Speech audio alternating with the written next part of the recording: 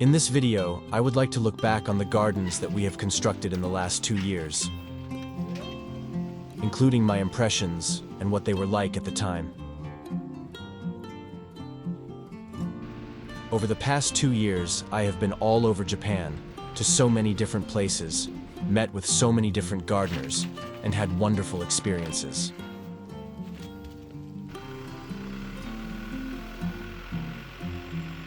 I would like to look back on those experiences. I will summarize them in about 3 videos, so please enjoy them to the end.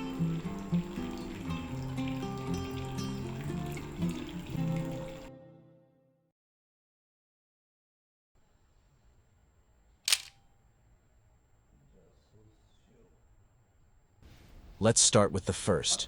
This is a construction project in Shibuya, Tokyo. This site left a very deep impression on me personally. Until this site began, Japanese Garden TV had mainly filmed in Kyoto. However, after this project, I started shooting videos in places away from Kyoto.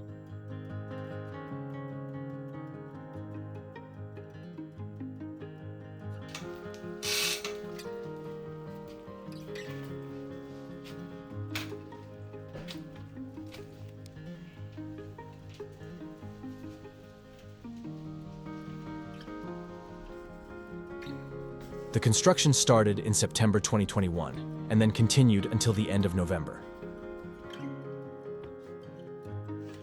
During that time, I lived with Mr. Yamagiwa, the Niwashi, all the time. We ate together in the morning, filmed the garden work, found intervals to edit, and made videos every week.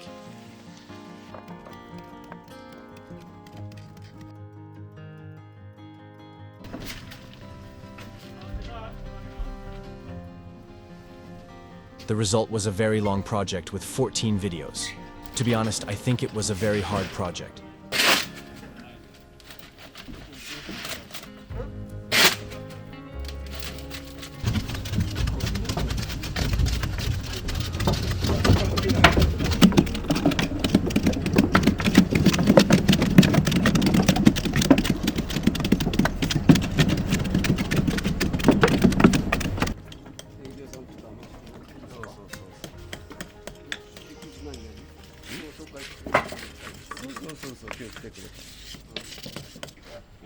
Mr. Yamagiwa was a really skilled Niwashi.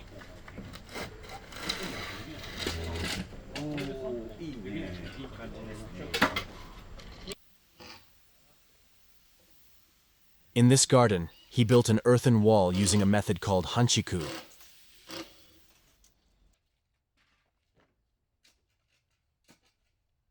And a bamboo fence called kuetsuji gaki, which is said to be the most difficult to make.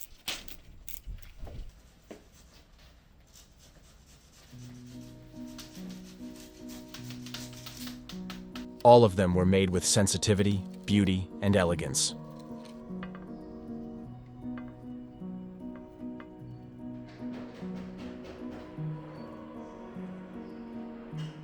The contour lines of the earthen walls and bamboo fences were refined and elegant, with no wasted points.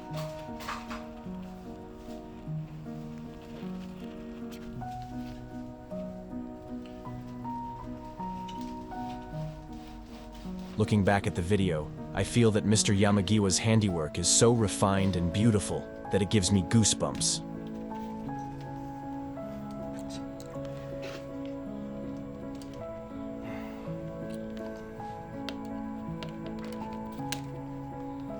It is rare to find a Niwashi in Japan who is so skillful with his handiwork.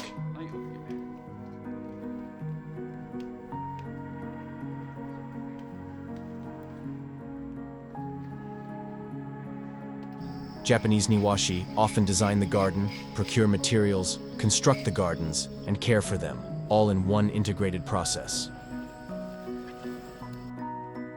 I thought that Mr. Yamagiwa, who is both a garden designer and a craftsman, is a Niwashi who truly embodies this.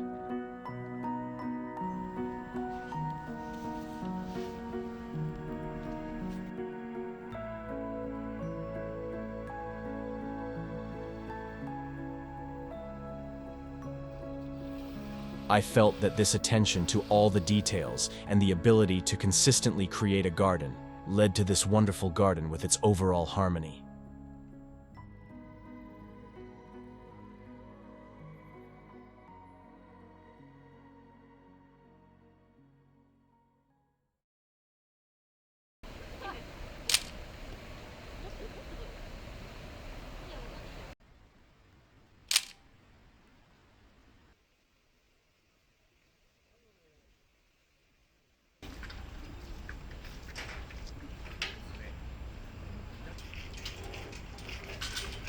In this video, I filmed the work of Yukitsuri in Kenroku Garden in Kanazawa with the cooperation of Kenroku. The city of Kanazawa, where Kenroku is located, is prone to snow.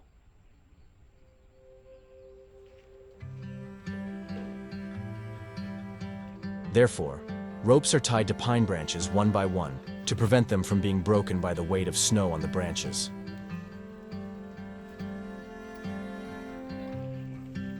And it is Japanese Yukitsuri that not only protects the branches, but also makes them look very cool.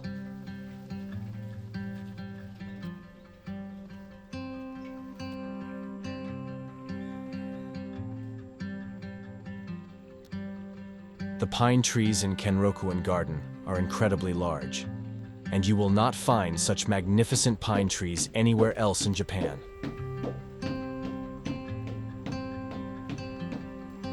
The Niwashi of Kenroku maintain this important pine tree every day.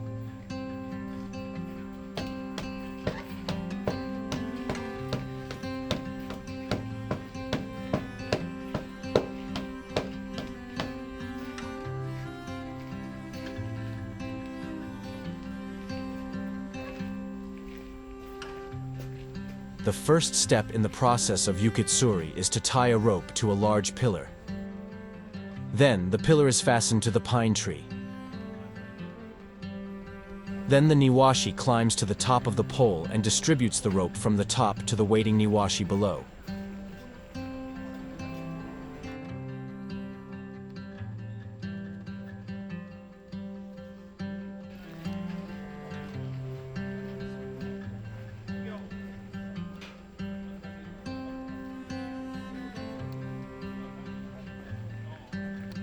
The men below then tie the ropes to the branches.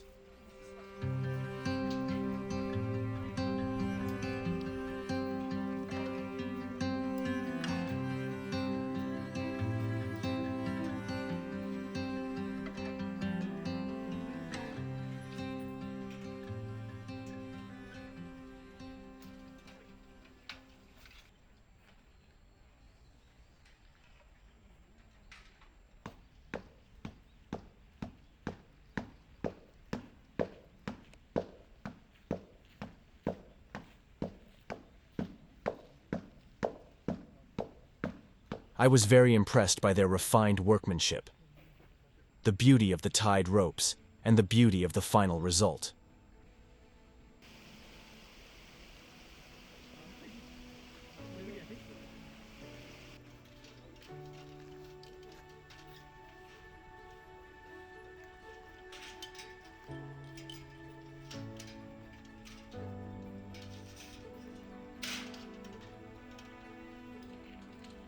This Yukitsuri work has been started more than 100 years ago. During that time, I think that the work and its materials, such as straw ropes, have not changed greatly from the past.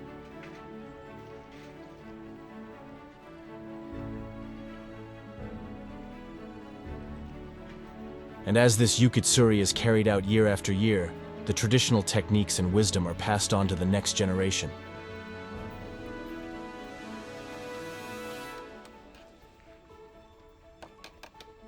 Also, many people visit Kenroku Garden to see the Yukitsuri.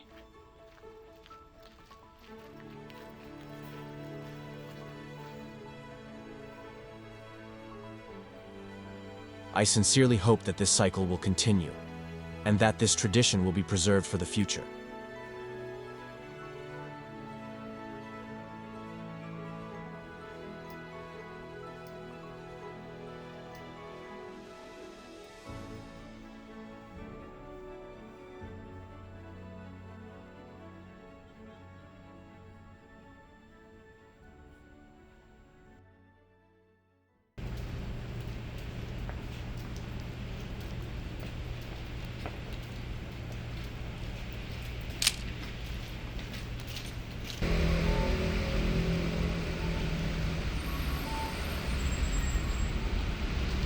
The last one is the garden of Mr. Sano, who has been on Japanese garden TV most of the time.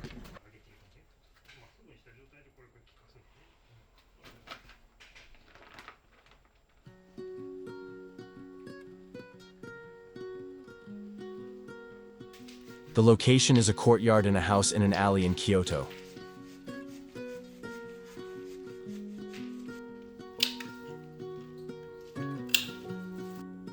The owner has small child and wanted a space for the child to play a little, and also wanted to incorporate some Japanese-style elements.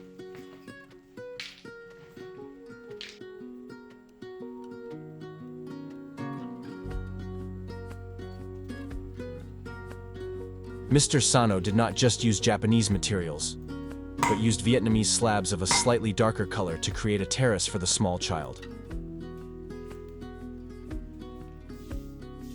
The slabs blended beautifully with the slightly foreign style of the building.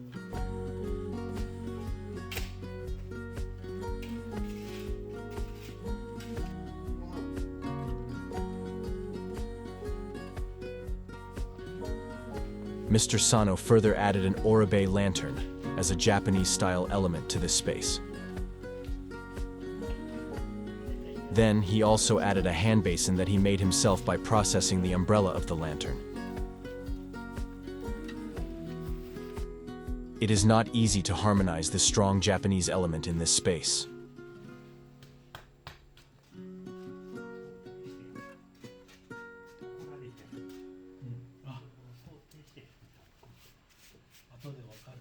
If only Japanese-like elements were used, it would be easy to harmonize the entire garden. But a purely Japanese-style garden would be difficult to harmonize with the wooden deck in this building.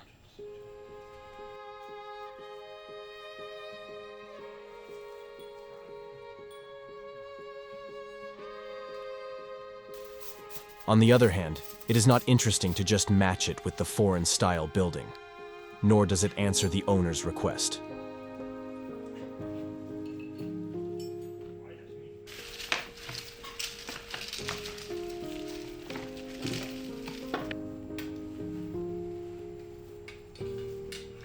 However, Mr. Sano made full use of plants, stones, and various other elements. By striking the perfect balance between Japanese and foreign styles, he has created a garden that blends beautifully with the house.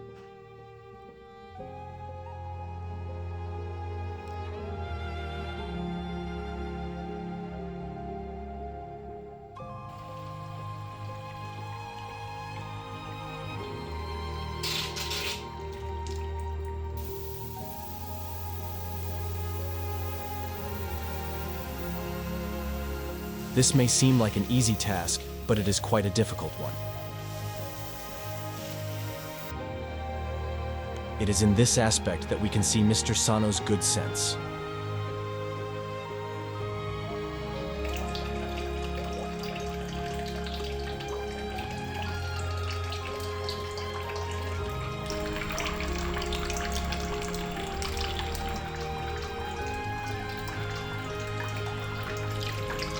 Mr. Sano's knowledge, skill, experience, and various other elements were incorporated to create a garden that is modern, yet somehow very Kyoto-like.